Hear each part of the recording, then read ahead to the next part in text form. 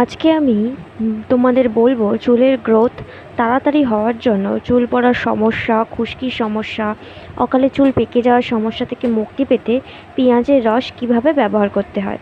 তার আগে যারা আমার চ্যানেলে নতুন এরকম আরও গুরুত্বপূর্ণ ভিডিও পেতে অবশ্যই সাবস্ক্রাইব করো। নতুন ভিডিও নোটিফিকেশন পেতে পাশের বেল বাটনে ক্লিক করে রাখো, এটা একদমই ফ্রি। চলো ভিডিও শুরু করা যাক। প্রথমে আমাদের নিয়ে নিতে হবে এরকম দুটো পেঁয়াজ। এরকম পেঁয়াজ সবসময় আমাদের সবার ঘরেই থাকে। যদি বড় সাইজের হয় তাহলে একটা, মাঝারি বা ছোটো সাইজের হলে দুটো পেঁয়াজ নিতে হবে। পেঁয়াজের মধ্যে থাকে প্রচুর পরিমাণে অ্যান্টিব্যাকটেরিয়াল আর অ্যান্টিফাঙ্গাস উপাদান, যার জন্য এটা আমাদের চুল পড়া কমাতে সাহায্য করে। পেঁয়াজের রসে রয়েছে প্রচুর পরিমাণে সালফার, যেটা চুলের মাঝখান থেকে যে ভেঙে যায় বা চুল পাতলা হয়ে যায় সেই জিনিসটাকে রোধ করে। এটা চুলকে মোটা করতে সাহায্য করে। এটার মধ্যে যে অ্যান্টিব্যাকটেরিয়াল উপাদান আছে এটা আমাদের চুলে খুশকির সমস্যাও কমাতে সাহায্য করে।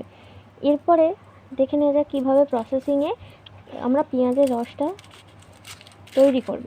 প্রথমে এই রকম খোসাগুলো, পেঁয়াজের খোসাগুলো এরকমভাবে ছাড়িয়ে নিতে হবে, একদম যেন বাইরের কোনো রকম খোসা এর মধ্যে না থাকে। খোসা ছাড়িয়ে নেওয়ার পর এটাকে তোমরা ভালো করে খোসা ছাড়িয়ে নেওয়ার পর টুকরো টুকরো করে কেটে কোনো মিক্সচারে ভালো করে পেস্ট করে নিতে পারো, অথবা যদি তোমাদের কাছে মিক্সচার অ্যাভেলেবেল না থাকে তাহলে তোমরা সেক্ষেত্রে এরকম কোনো গ্রেটার নিয়ে, যেটা প্রত্যেকের রান্নাঘরেই মোটামুটি থাকে, তাতে ভালো করে গ্রেট করে নিতে হবে ঘষে ঘষে।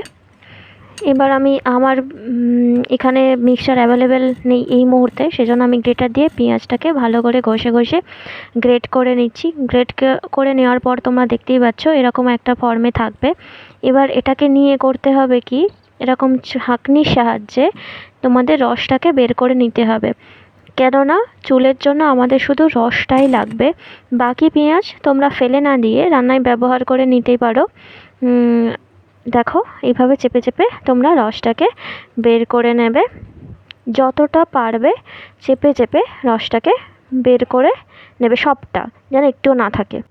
এরপর এরকম একটা দেখতে হবে হালকা পিঙ্ক কালারের, আমার বাটিটা একটু কমলা রঙের বলে হয়তো কালারটা ঠিকমতো বুঝতে পারছো না। তারপর তোমরা এতে এরকম একটা তুলো নিয়ে পেঁয়াজের রসে ডুবিয়ে সেটাকে হালকা করে একটু চেপে নেবে, নিয়ে একদম শুকনো চুলে, স্ক্যাল্পে এটা লাগাতে হবে। চুলের লম্বা চুলে নয়, শুধুমাত্র স্ক্যাল্পে এটা লাগাবে। তবে এটা লাগানোর আগে অবশ্যই তোমাদের চুল ভালো করে আঁচড়ে নিতে হবে, চুলের মধ্যে যেন কোনো রকম জট না থাকে। চুলটাকে ভালো করে সুন্দর করে আঁচড়ে নিয়ে তবে এটা অ্যাপ্লাই করবে। যাই হোক, আমার চুলের অবস্থা দেখতেই পাচ্ছ, ভীষণ ড্রাই এবং ফ্রিজি হয়ে আছে, আর বর্ষার কারণে আমার একটু হেয়ার ফলও হচ্ছে। আসলে চুলে বর্ষার জন্য ফাঙ্গাল ইনফেকশন হয়, যে কারণে চুল বেশি ঝরে। পেঁয়াজের মধ্যে এই অ্যান্টিফাঙ্গাল উপাদান থাকার জন্য এই ইনফেকশন ঠিক করে চুল পড়া কমায় এবং নতুন চুল গজাতেও আমাদের সাহায্য করে থাকে। আমাদের অনেকেরই প্রিম্যাচিওর গ্রে হেয়ার, অর্থাৎ সময়ের আগে চুল পেকে যাচ্ছে। যদি কারোর এই সমস্যা থেকে থাকে তাহলে এই পেঁয়াজের রস তাদের সেই সমস্যাকে সমাধান করবে। কিন্তু যদি কারোর বয়স 50-60 বছর হয়ে যায়, সেক্ষেত্রে তাদের চুল পাকলে কিন্তু পেঁয়াজের রস মাখলে তা কমবে না, কেবল নির্দিষ্ট সময়ের আগে যে চুল পেকে যাচ্ছে সেটাই কমবে। আমি গতকাল রাতে নারকেল তেলে অয়েলিং করেছিলাম মাথায়, সেই জন্য স্ক্যাল্পটা হয়তো অয়েলি লাগছে।